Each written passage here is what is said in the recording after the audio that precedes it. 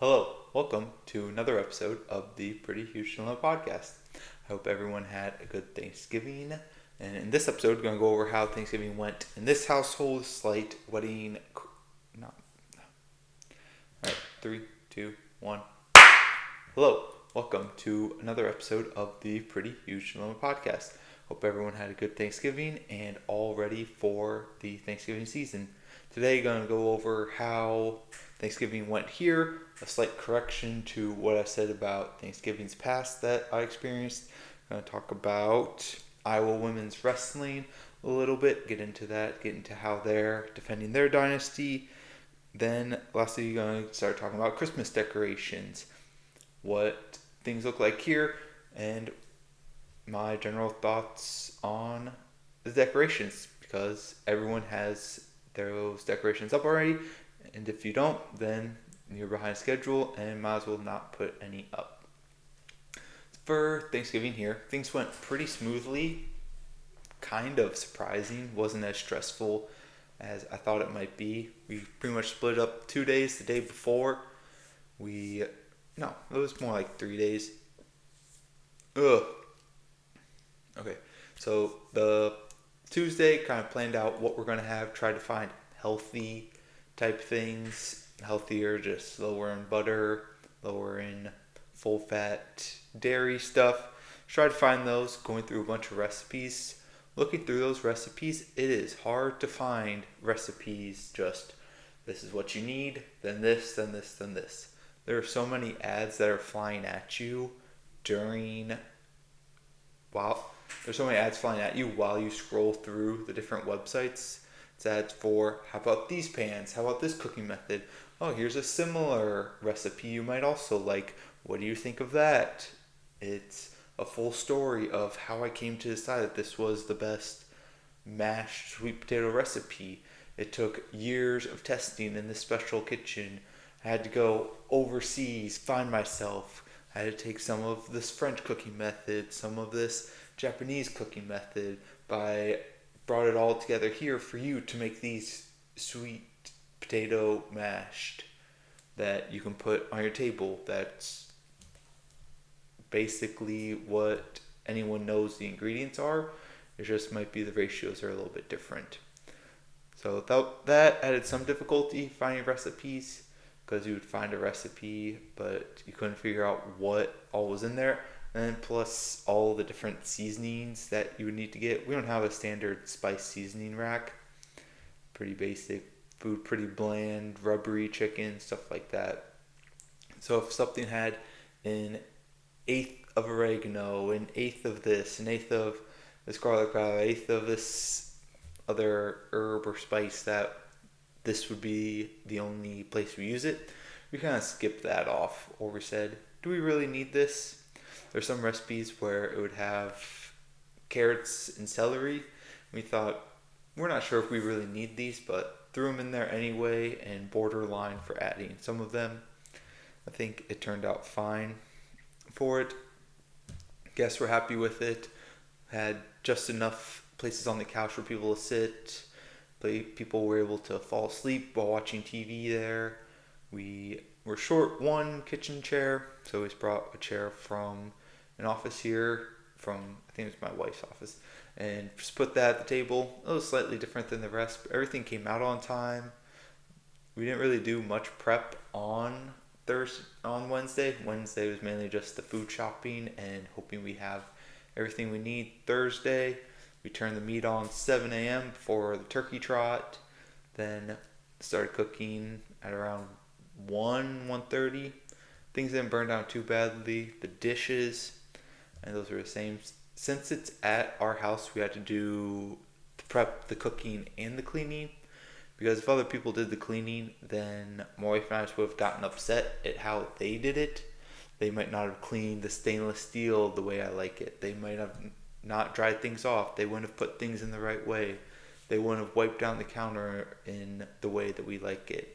So we just did it anyway and washed the dishes so hard, got a rip in the rubber gloves. It was tough to do that. But thankfully for it, I ordered a set of stainless steel pots and pans. It came with one big pot. Then it came with like 2 saucepans and 2 frying pans. So those came just in time, plus a handful of stainless steel flippers, ladles, spoons, and a couple wooden things. So those came in time. Ordering those, didn't do it through Amazon because on Amazon, I guess there were at least 1 or 2 reviews that said the order they got was not from the manufacturer, it was from some off-market place. It was made for a different country. So I just went straight through the supplier. Before that, there are so many different sets you can get. You can get the 3, which it is upsetting. It kind of upsets me that they put the lid as one of the items in the set. Because you see these big 15-piece sets. Half of the pieces in the set are just lids. Because each thing's a different size. You need a separate lid for each skillet, each pot, and stuff like that. So I don't know why they always add that as the number 4. I guess it kind of makes sense where if you need the lids for it, you want to know how many you're going to get. Going in there, I wish I could have picked which things I want in the collection, because we got a couple pots where we don't really use them anyway. I wish we would have gotten another frying pan that would have been more helpful, or like a high wall type skillet. I don't know the difference between frying pan, skillet. You just got the flat one, then you got the saucepans. Those are like the bigger ones, or those pots. Who knows? I don't know that much kitchen stuff. For those, I wish I could have picked them, like I said, so that way it could be more customized to what we need, rather than, well, if I get the 7-piece set, I'm missing this other item that I wish I had. I wish I had this extra medium-sized saucepan, but to get that, I need to get the 3-piece, then to get the other things, I need to get this 10-piece, and just kind of mix those together. Well, this piece I'm just going to put in the lower cabinet and never use again. Wish that wasn't necessarily the case for it, but they turned out well. Cleaned them, and we'll try to keep them all nice and clean here using the Barkeeper's Friend powder, which that stuff works great. I wish I would have known about that earlier on other stainless steel things I had. I think before, pretty much the only other stainless steel thing I had was the pans. I wish I would have known about then, because that stuff, it takes all of that like grime and like grease looking stuff right off of it. And the powder, you can make it whatever consistency paste you want. So if you have a more stuck on thing, you can use more of the powder, less water. Gets the paste on there and cleans it right off. So if anyone needs that recommendation, that's what I recommend. I'll say using vinegar can get rid of the shiny spottiness on it. That's something to do with the aluminum. Some scientists figure that out. But I think we have the wrong flavor or scent of dish soap, because for some reason it says you can use any kind of dish soap except lemon, or is it except orange? I think it says except lemon. So I guess there's something with lemon flavor. I don't know what to call it. Lemon scent that causes an issue with it. Haven't noticed it yet. We'll see it in a month, a year, a couple years. If it's a couple years, then that's fine. I don't know how long I don't know how long I expect these pans to last for. Not forever, because they aren't the nicest, and would like to upgrade them at some point. And if you have kids and other people cooking them, they probably add years onto the cooking of things. But that'll be a while before I deal with kids doing it. Man, it's just my wife and trying to keep the pans upkeep from what she does and what I do. I'm getting pretty good stainless steel. Like I said, I got the eggs. Those you just got to heat up high enough, have the avocado oil. But the other items haven't necessarily figured out yet. I also have issue if I'm cooking multiple things on there, because I tried sauteing some onions in there, and those just kind of, those cooked. Then I put the eggs in there. It wasn't as hot as it needed to be. A lot of back and forth going on. Experimentation and just eating food that might not be the best cooked, but learning how to cook and cooking a Thanksgiving meal, that's where we start. It might not be the best to begin with, but it goes. So for Thanksgiving, I did mention we did do a turkey trot for it. We've been doing that the past couple years. It's been fun to do. A lot of people in the community are out there getting together, and kind of just starts off the day of Thanksgiving because you have all this anticipation, the football, the meals, the family. In the morning, you're kind of just sitting there. We didn't have much food prep to do. We just we got bottom round roast. We just put that in there. Then after that, it was kind of, well, we're not going to start making the mac and cheese, the sweet potatoes, the stuffing, which stuffing, I guess, is the easiest thing to make. All I do was boil water, put 2 tablespoons of butter in there, then the stuffing, cover it, let it rest. I don't even think you need to put the butter in there. And that was it.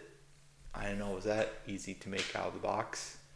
Definitely harder if you're toasting the bread, doing seasonings yourself. But box stuffing, so easy. You can just have that any time of year. Turkey trot went well. It's funny seeing so many people there who all these expensive sneakers, all this expensive gear just to walk or run the race, do it at 11, 12-minute pace. Well, those shoes, guess, don't get a faster pace. Then a lot of it, since it was just a neighborhood type thing, it was easier for people, I guess, to not steal, but join the race after the first turn because it's an open course. It's not a confined course where there are gates on each side. You can't jump in. People are just joining in for the fun of it. You can time yourself close enough. You can even run through the finish line. Or you can just turn off right at the end and you'd be good enough for it. There were a decent amount of people. I got 45th place, I think, in it. Ran a pace of 7:30, around there, which was much faster than I expected it to be because during my training, which was just running one day, my running training, aside from the lifting and stuff like that, the running training was pretty much 2 times a week. One time would be kind of a sprinting type thing, then the other time I would run 3 miles, and it was around 8:30 pace. So this pace was a lot faster than I thought it would be, which I really didn't know what to expect since it's turkey trot, relaxed, nothing too crazy for it. There's still a number of people behind me for it.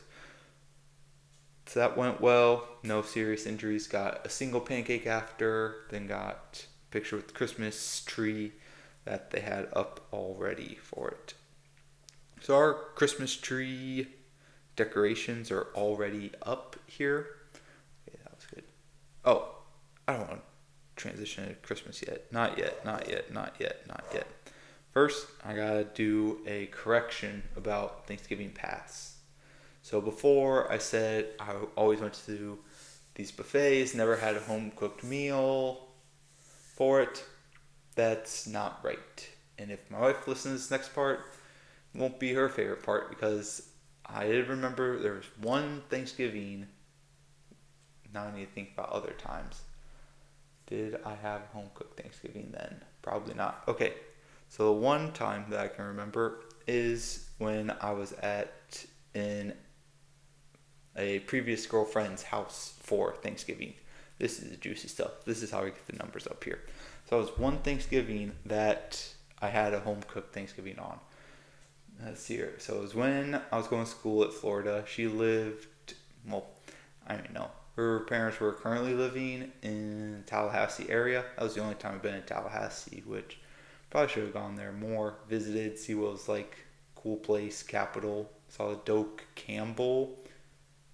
Is it Doak Campbell? Yeah, I think it's the Doak Campbell Stadium because there's a Doak Walker. Or is it Doak Walker Stadium? Who's Doak Campbell? Maybe it's the Doak Walker Stadium. But the Florida State Stadium, saw the fountain that everyone takes pictures in front of. And we spent Thanksgiving break there. They were doing renovations on the house, which I was no help to her dad in any way.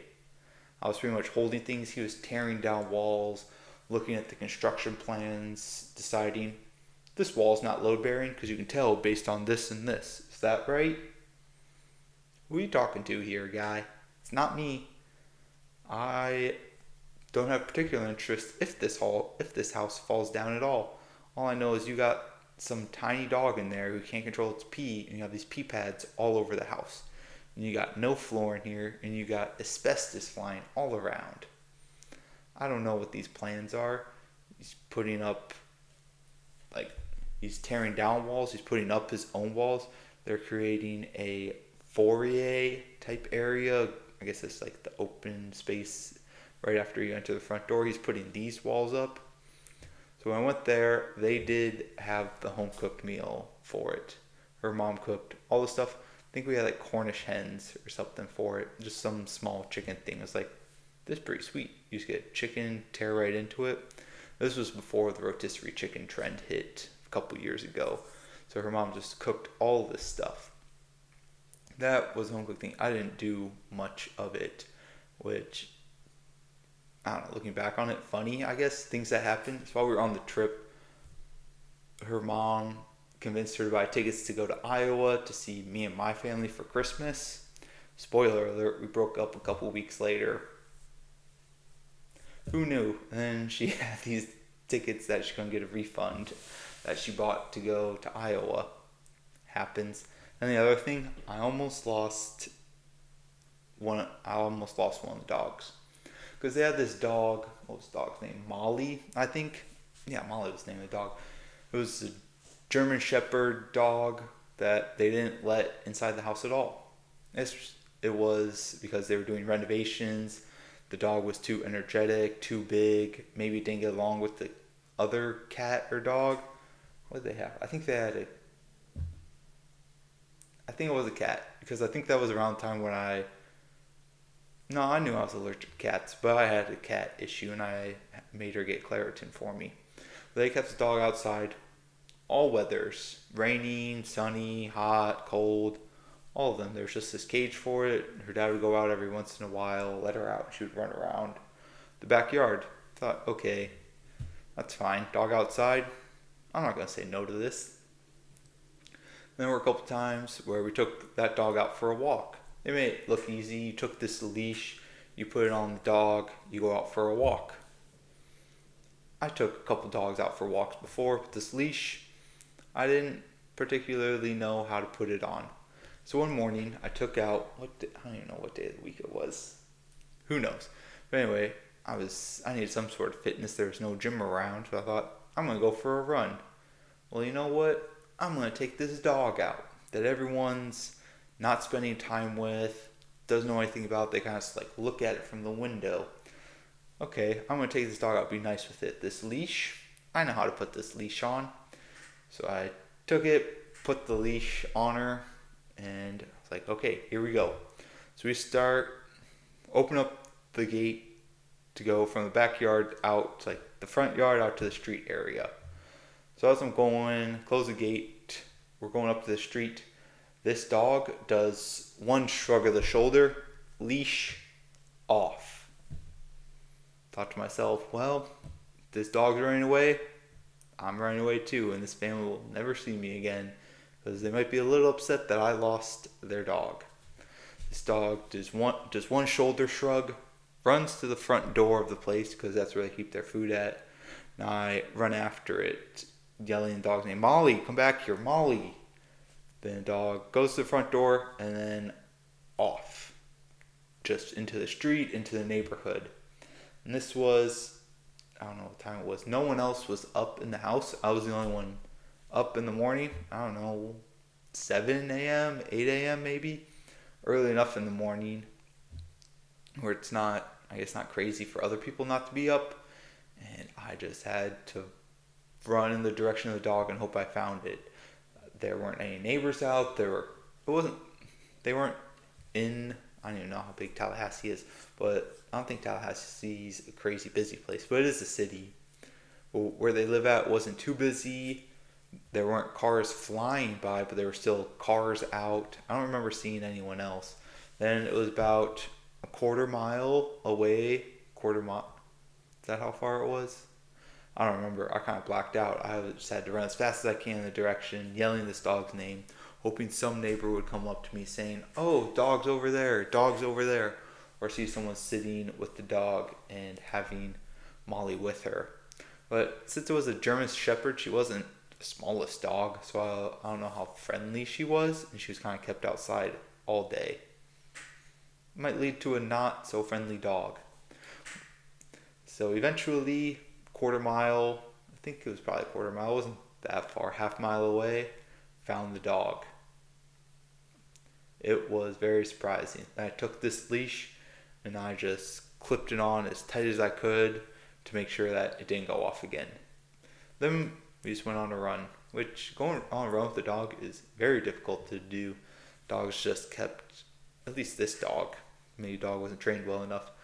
The dog would just go, stop, then sprint. I would pull the leash like, dog, why do you keep trying to get choked? Like, stop it. It's not good. They're going to think I'm abusing you somehow if you have these marks around your neck from the leash being too tight. Just walk normally.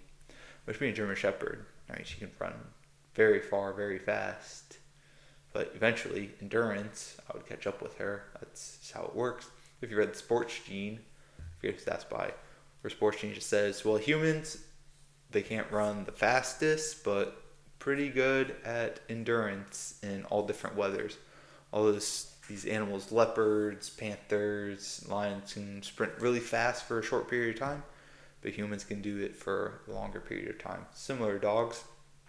And we caught up to it eventually. I think that was the only time I've run with a dog, which after this I might remember a different time.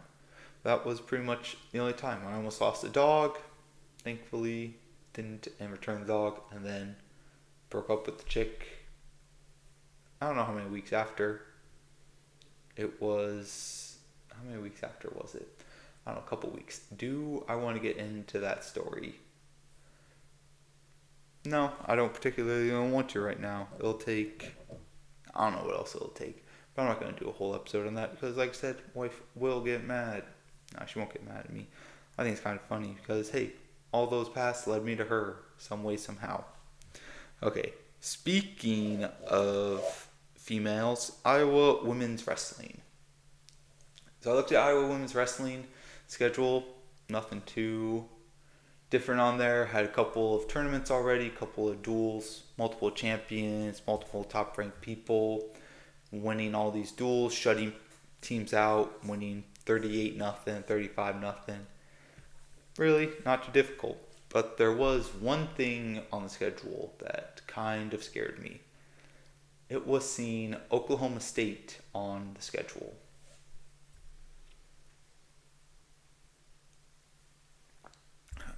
Now, Oklahoma State, historically, our men's program. I think they won a couple national championships, a lot of good wrestlers coming through there. David Taylor becoming the new head coach. He's got a lot more back into the program. John Smith, he's almost 100% sure he's a wrestling coach Hall of Famer. He had, like I said, similarly, multiple national championships, won all these accolades, and then David Taylor came in. He's trying to bring what Penn State has to Oklahoma State. Okay, that's on the men's side. But on the women's side, Iowa was the only, I'll say, real D1 school with a wrestling program. They would wrestle teams like North Central. I forget the other teams I listed before, but there were no other like D1 schools in the Big 10, SEC, the Big 12, things like that.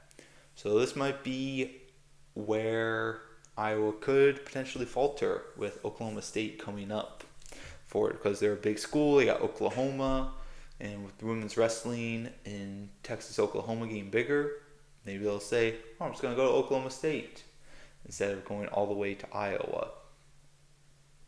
And one thing that also Oklahoma State might have to their advantage is John Smith, who was the men's wrestling head coach, moved to the women's volunteer coaching side of it, which, like I said, he's Wrestling Coach Hall of Fame, all the skill, previous history with coaching, knowing how to do it, could be an issue for Iowa. The only way Iowa might be able to counterpunch that move is to hire Dan Gable as an assistant. Well, it's not even hire because I think it said volunteer wrestling coach. So Iowa women's might have to do that instead to make sure we stay up, make sure we keep the national championship, just keep going higher and higher for it, which this might add to the credibility of those national championships. Because looking back on it, people might look in how many years? 20, 30 years? Look back, Iowa won all these phony national championships, similar to how people say Michigan won all these, I think it's Michigan, won these national championships when they were playing the local Detroit YMCA. They might try to say that to Iowa, but now, after how many years? 3 years, I think they've won it. They got Oklahoma State in the mix, and I can say, well, Oklahoma State, do not respect them as a wrestling organization. They're in it now, so it adds some credibility to it. Okay, didn't want to say that filler word. This making a bed discussion, having guests here, or said to me, we have to have this bed made. The bed in the master has to be made, has to look good, blah, blah, blah. I'm not a fan of making the bed. I don't need it made, I just need my side. And we're currently, it's not a total sleep divorce where we're in 2 separate rooms, just a blanket divorce, I guess, where she has her blankets, I got mine. Down the middle, not even down the middle, I got 30% of the bed? Tops. That's on a good day, on a good night. So my blankets, I just keep them there. Don't move them, don't fold them around, don't move these pillows. I got a blanket for my knees so they don't hit together. I got 1 pillow for my head. That's it, leave it there. I don't need to make it. Because if I make it, that just causes me to rustle them all up, move them into the places I want them when I get into bed. Instead of just going into bed and then getting out of bed. Just leave the blankets. Leave my eye mask where it is so the next night I can just use it. I know there's a book, Make Your Bed, written by some Navy admiral. Get these easy wins early in the day. They do this. Well, how about it wasting my time? I get enough wins early in the morning. I brush my teeth. I wake up. I do my devotion. Those are some wins there. Making my bed, I also don't really think about it because I'm not going into my bed looking at it and saying, you know what, this looks like a good bed. I'm glad I did that. I'm glad I took the 5-10 seconds out of my day to do that. Similar how in one of the videos I was watching, a guy was going grocery shopping, which I watched a couple of those videos online where it says this protein grocery haul from stores I go to, from Aldi, from Walmart, things like that. And Aldi, one of the other customers who was there said, I don't even check my eggs anymore to see if they're cracked. They're cracked. It saved me in 20 years and a minute of my time, maybe. That was pretty funny. Okay, it's Christmas decorations.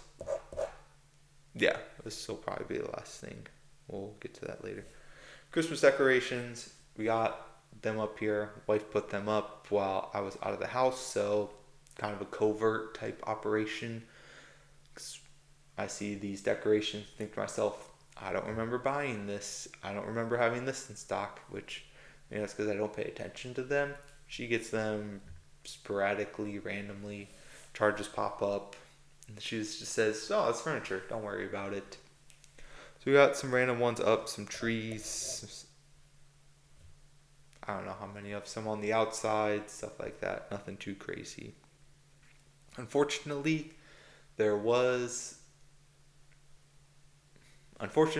a Christmas decoration did break.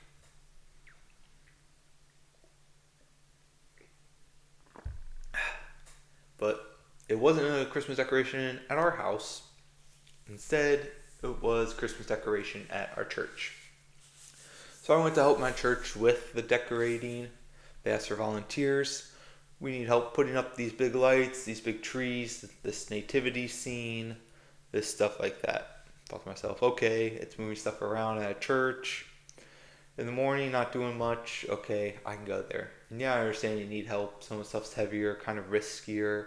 So when you get the bigger trees, you gotta go up on the ladders. You need someone go up there and carry it up there, place it in, make sure everything's plugged in correctly.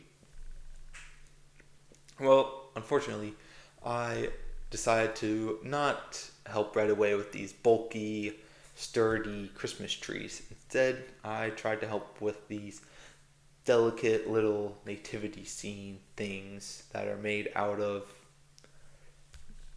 clay, like the hardened clay, so kind of fragile. Thankfully not glass, but also not plastic. I was carrying those. I was carrying one of the wise men. Put it down, which I didn't put it down correctly. Wise man fell, head popped right off. Clean crack just around the neckline. I thought to myself, was that supposed to come off so cleanly? Can I just put it back on? Is that how it's supposed to be? Turns out that is not the case. It was a solid one piece. And when I put it down, it cracked off of it. Thought to myself, well, who said there were 3 wise men to begin with, anyway, in the Bible? Just because there's gold, frankincense, and myrrh, does that mean there were 3? I'll have to go back and double check to see how many there were. But thankfully, one of the people there said, yeah, this is not a new thing. This has happened before with other pieces. And we got this Gorilla Glue, so we're just going to glue it back into place. That was good. I thought we were about, at least I was, maybe not my wife, but I thought I was possibly going to get excommunicated for breaking this nativity scene. That was one thing running through my mind. The other thing was, thankfully I wasn't carrying the baby Jesus figurine, because then someone might have had a conniption about it, which I think I just saw conniption spelled for the first time. I wasn't sure if it was spelled with a K or a C. I guess it's spelled with a C. With that Christmas decoration breaking, after that, I thought to myself, well, this fragile type things, not for me. Let me go to this big tree, hang off this ladder with one arm, and get these lights lit. Maybe that's a better place for me to go. That was an unfortunate one. Okay, I think those are the only things I got going on today. Quick 30-minute episode. So what I did start also on YouTube series is Backyard Basketball Series, where I go through and I'm trying to win a championship for it. I haven't really played it in a decade plus. Just going through there, winning or losing. You have to tune in and see. I record those, put them out, not too long, similar length to this. They're different in the podcast, talk about different things. That's a lot more, I don't know if it's free flowing because it's still just me pre-recorded. Maybe at some point I'll go live for it, but just figuring out how to stream or record myself in general on my laptop. So tune into that. If there's a different video game you want me to play, comment to that. And as usual, please make sure you like, subscribe, comment, DM, reach out. If there's some other idea you have for growing this podcast, let me know. Open to ideas, not promising it'll happen, but at least ideas I'll look at and might lead to a different spin-off type thing. Okay, thanks for watching this episode. Talk to you guys later.